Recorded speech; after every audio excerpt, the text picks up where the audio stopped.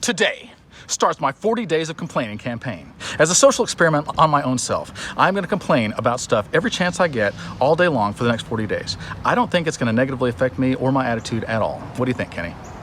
Yeah, we'll see, man. Okay, well, so here's the problem I'm having right now is I'm having a hard time finding anything to complain about because I've got a pretty good life. So let's do a take two. Tomorrow starts my 40 days of complaining campaign.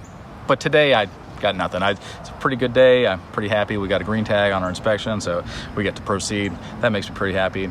We finished up another job and another job. That makes me pretty happy. I'm doing a bunch of acting stuff, and we just finished a short film. That makes me pretty happy. Anyway, this brings up a really important point, Kenny. Let's just say that you had the option to, and this is for all of you guys too, to have infinite riches, hear me out, and perfect health for the rest of your life. You interested? Yeah. Okay. But as a direct result of that, somebody else would have to live the rest of their life in absolute poverty and pain and sickness. Would you do it? And I would have to know about that? You would know them, and you would see it on a regular basis. Like, you would know that you were happy and rich and healthy, and you would look at that person and know that they were miserable and sick and poor because of you. Yeah, that sounds horrible. I don't want anything to do with that. What if it was somebody that you loved? Then would you do it? Ooh, that changes everything, man. Yeah? Heck yeah, bro. We're horrible people. All right, so I'm not going to complain about anything because we're getting infinite riches. Wait. Oh, wait. Can you at least complain about not having something to complain about? Nah, I don't even want to complain about that, man. I do think like this is going to really negatively affect my attitude. I'm going to change my campaign. Tomorrow starts my 40 days of gratefulness campaign, and I'm going to find things to be grateful for. That's much better. Yeah, I like that. I might not be doing this anymore because I got offered a job. It was building tombs in Egypt, but then I found out that it was probably a pyramid scheme. So I probably won't do that. So I'll keep doing this. I love you guys. As you can tell, we did siding today. We also did siding on both other sides.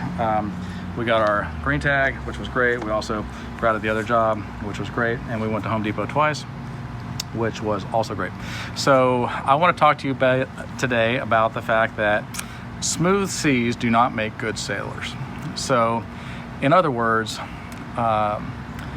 if you're complaining that your life isn't always easy, there's a good reason for that, because when things are not easy, then that makes you have to rise to the challenge, and it makes you stronger. You don't see people with big fat muscles and you're like, wow, you must lift feathers all the time. They're like, no, I lift heavy weights that are painful, and I'm sore all the time, and I have to sacrifice and whatever. Like, if you want to lose weight, you're going to have to feel some hunger. If you want to be strong, you're going to have to feel some pain, and that's just the way that it is. And if you want to be a good sailor, then you're going to have to sail some heavy seas, some storms and some bad things. So that's part of life. So don't be shocked when that happens, and don't act like you're some kind of weirdo because bad things happen in your life, because they do. So stay strong. So tomorrow we're going to come in, we're going to do some sheetrock, we're going to tape in bed.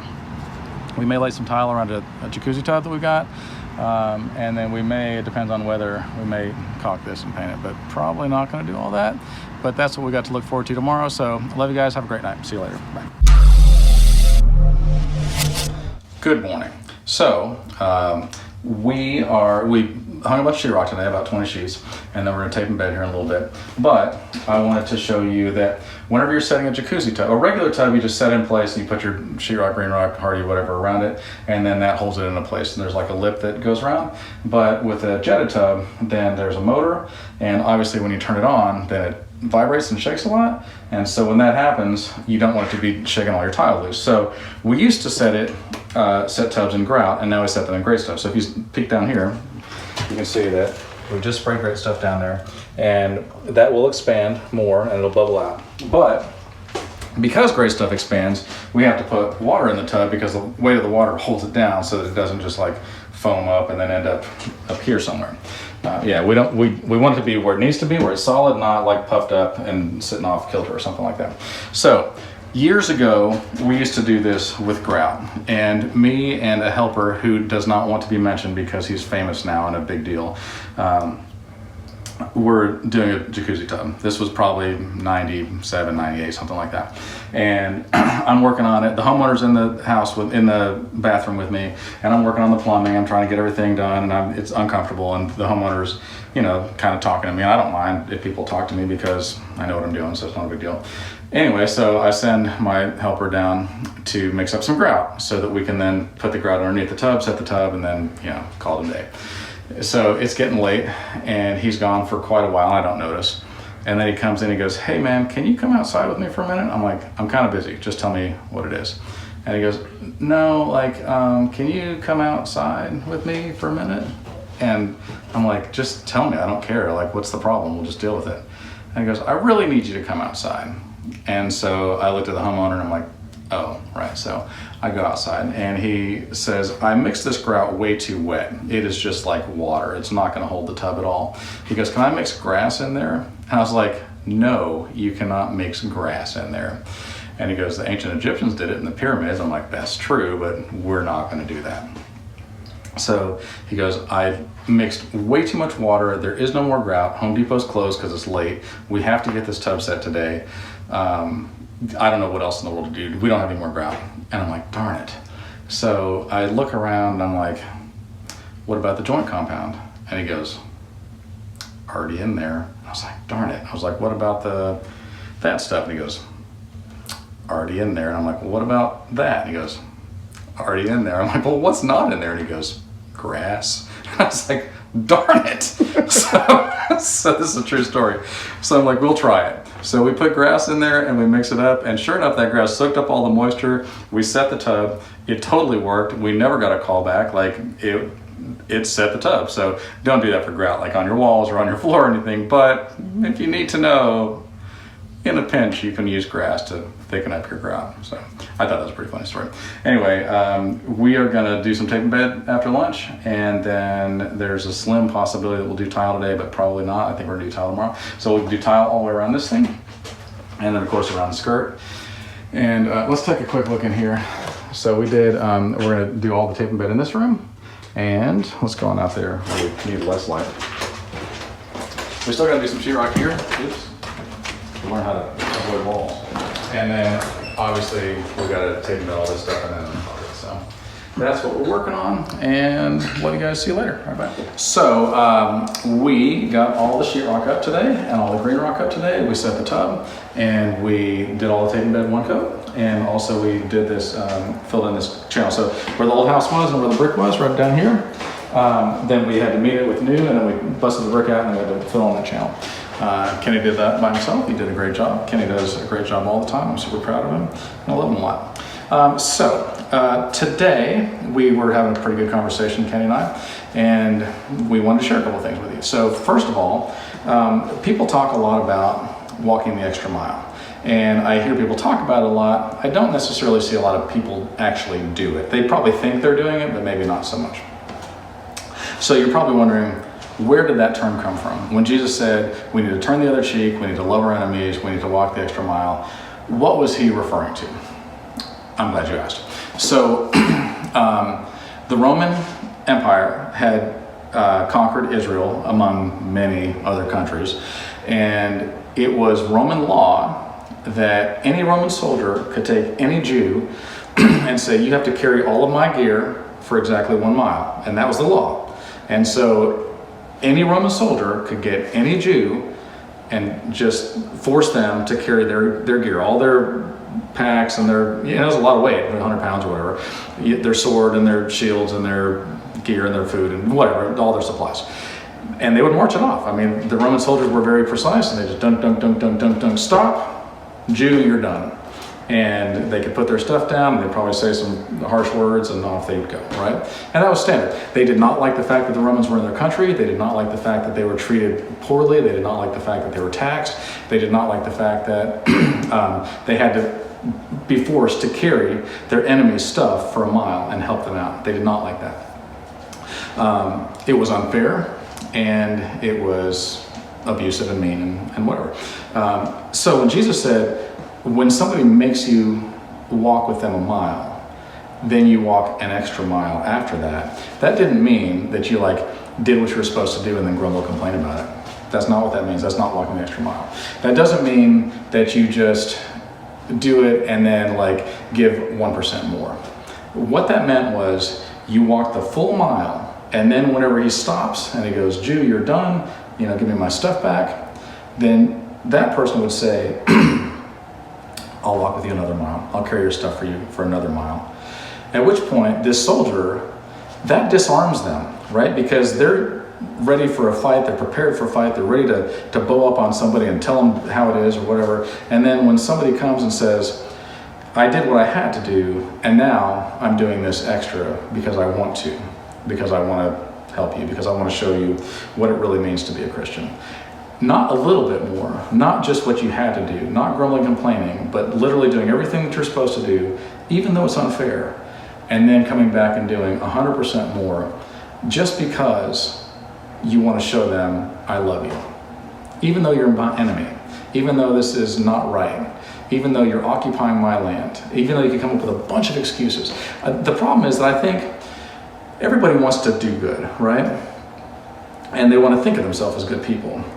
But what we do is we dehumanize other groups of people so that we can do horrible things to them, right? If we can dehumanize, if you're a Republican and you dehumanize the Democrats, or you're a Democrat and you dehumanize the Republicans, you say, look at all the bad things that they do, that person deserves to, they're an idiot, and maybe they deserve to die. Or somebody of a different skin color, or somebody that believes a different thing, somebody from a different country. They're an idiot and they deserve to die. And we dehumanize them. We don't make them into a human, we make them into an enemy, right? But rather than that, if we can make our enemies into our friends, that is a powerful thing. And love is more powerful than hate. So I think that that is a very interesting thing. I do want to share something. I won't name any names, but we had a situation recently that somebody got heated, and their spouse came back to me later on and said, look, this thing happened. And I was like, no, it's cool. And he goes, no, this is not a shoulder shrug thing. This was wrong, and I'm sorry, and I want to make it right. What can I do to make it right? And I was so impressed with that.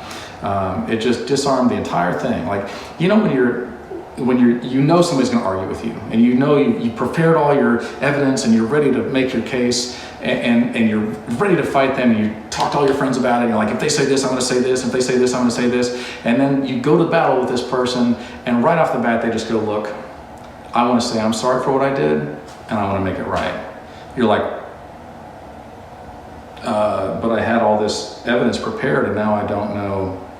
I guess you want to get dinner or something? It just disarms you, right? And you can make your enemies into your friends. So I've experienced that on both sides quite a bit in my life, and I just want to encourage you guys to do the same, because it really does, it takes all that burden off you guys, and it creates restitution, where somebody that has been estranged from you is now your friend again. And I just think it's a beautiful thing. So anyway, that's walking the extra mile. We're happy that we got all the tape and bed done. Tomorrow we're going to come in and tape and bed again, and then we're going to texture, and we're probably going to start laying some tile tomorrow. So I look forward to that. It's going to be really beautiful, and we'll see you guys soon.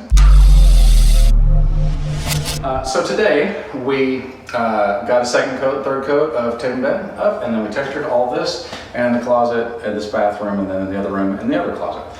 So we did that, and then we laid this tile around here, which looks pretty marvelous.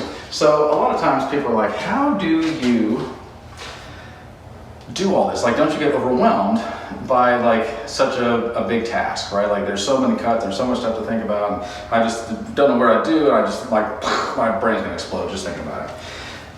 Let me tell you how this works. Complex things, and building a whole addition or a whole house is a complex thing, is a bunch of very simple things put together. I used to work in a sawmill many, many years ago. Let me think, how many years ago? I was 18, so gosh, 29 years ago. I used to work at a sawmill, and I looked around, I was like, this is so massive, and there's just so much stuff going on. And as I looked at each individual piece, I was like, that makes sense. Like, each little piece makes sense. How they, like, we have to edge these boards, we have to cut the boards, we have to sort the boards, and all these things. And the whole thing is overwhelming, but then when you just take it to little pieces, you go, how do I get this task done? And then you do that, and it's a very simple thing. I mean, it's mechanized, and it's pretty cool. They got lasers and all kind of big stuff. It's, a big operation. Anyway, this is not a sawmill, but nevertheless, you start with what you do know, and then you work everything in there that you do know, and then you kind of fill in the blanks. And typically, if you get started on a big project and you keep going, then eventually you complete that big project. So complex things are just a bunch of simple things put together. And I know that to some of you, that seems incomprehensible, but that's not even a real word. Lincoln, tell them. It's not. It's not. I mean, Right. concrete's a real word. Incomprehensible is a real word. But incomprehensible, not a real word. So Not a real word. it's not. No, it's not a real word. So be encouraged. Whatever your task is that's before you, I'm sure that you can do it. So there's a couple things that I want to talk to you about today. First of all, if ignorance is bliss, why aren't more people happy? Brooke, do you know? No. I don't know either, but I mean, you look around, you're like, there's a lot of ignorant people. They should really be happy, and they're not. They're miserable. I don't understand it. So I've got another question for you, Brooke.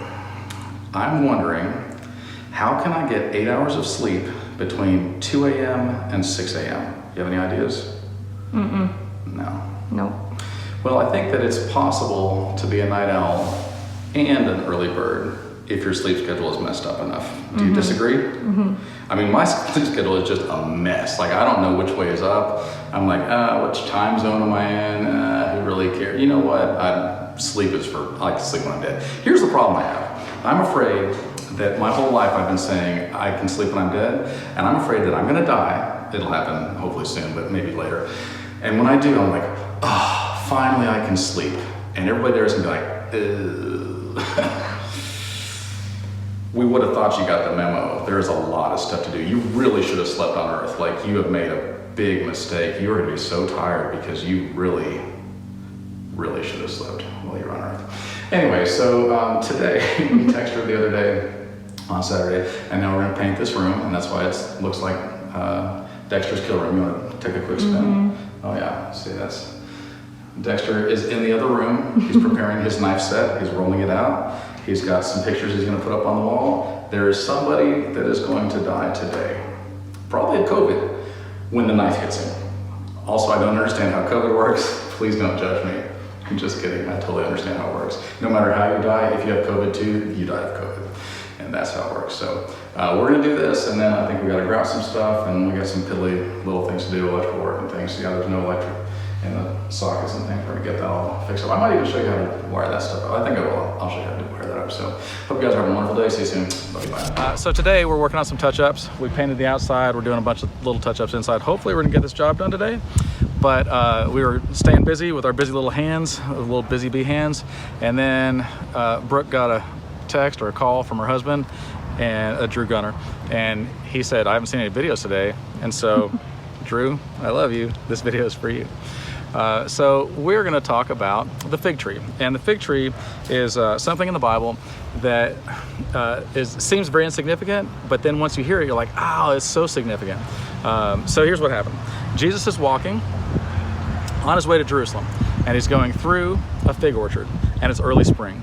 And he is hungry, and so he looks through this leafy tree, and he looks all over, and he can't find any figs. And so he curses the tree, and he says, may you never bear fruit again. And they go on their way.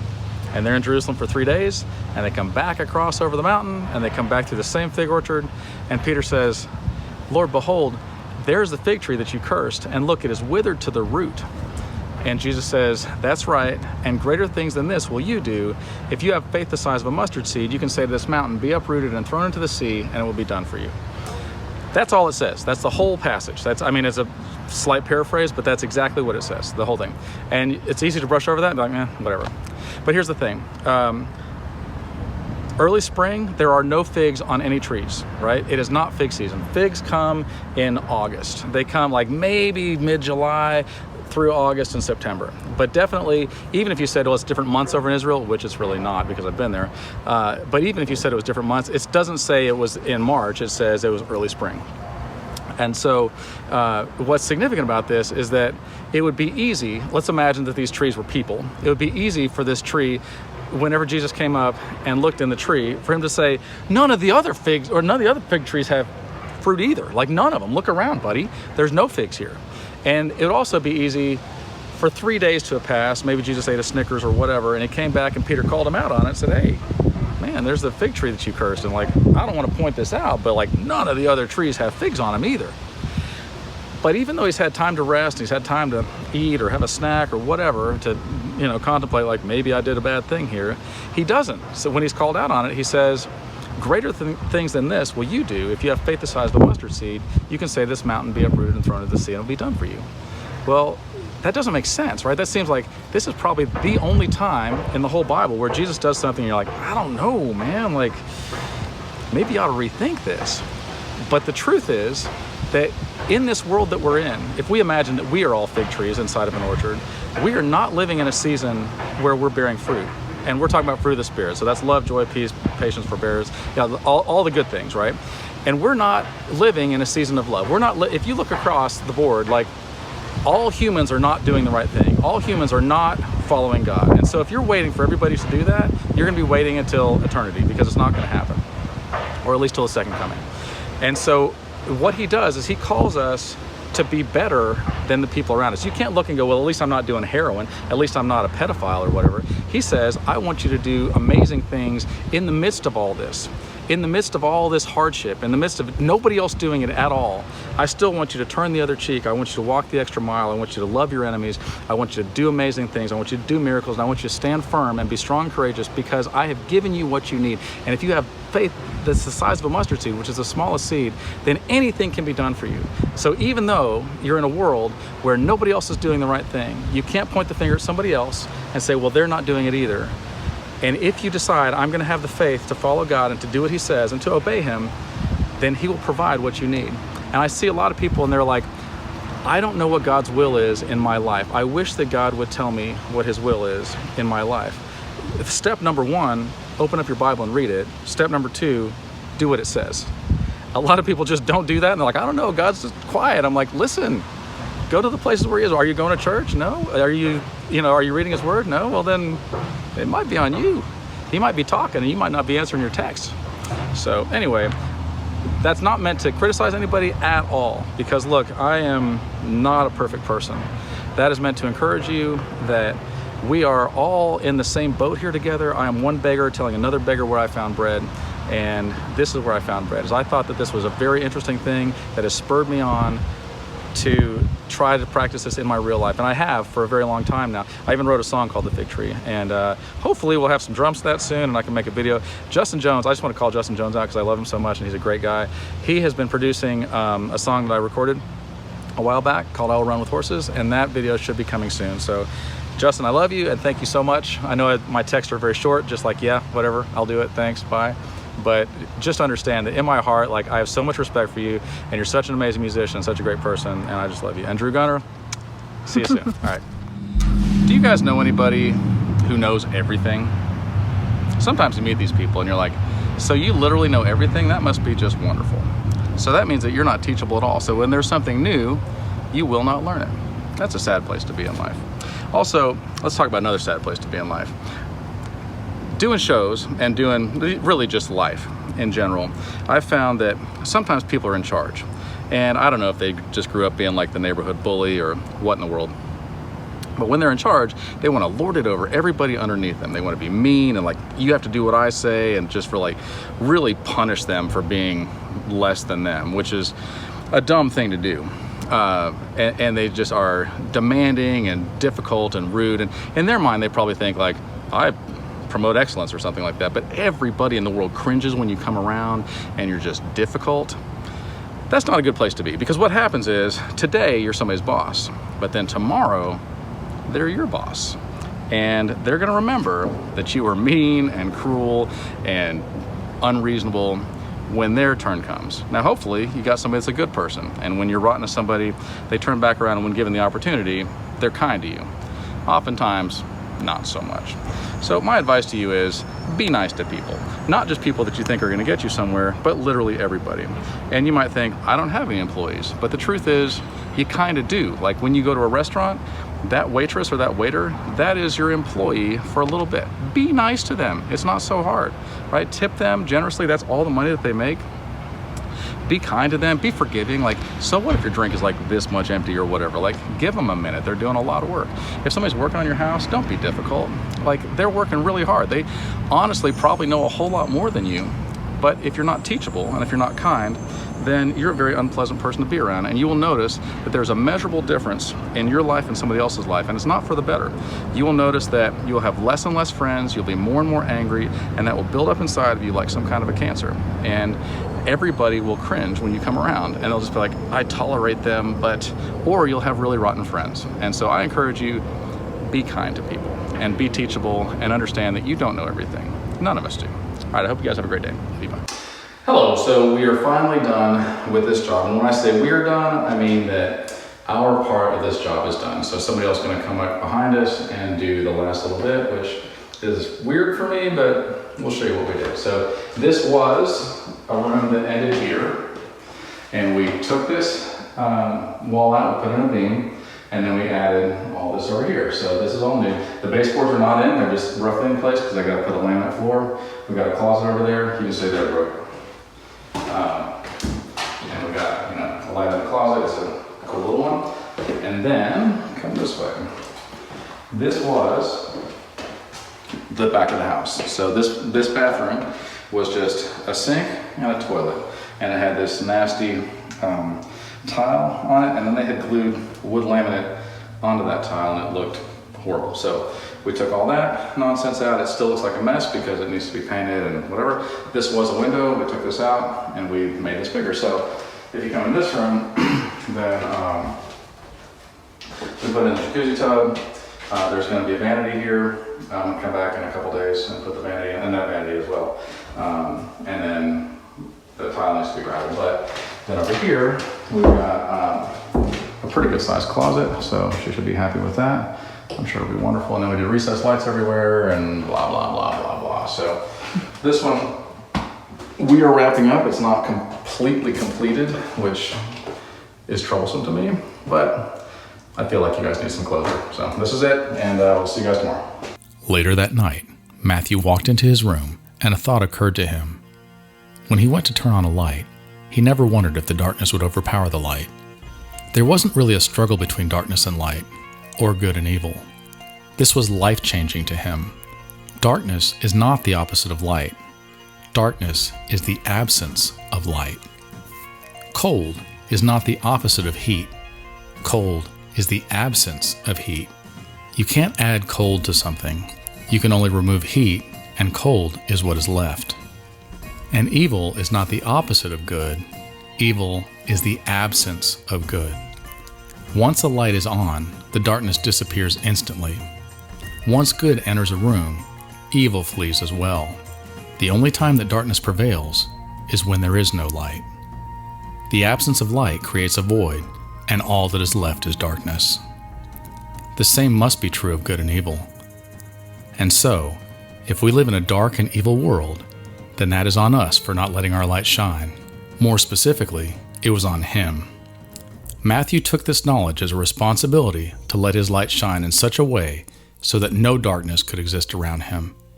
He would no longer hide his light under a bushel. Everyday Angels by John Tennell. Available on Amazon, Audible, and Kindle.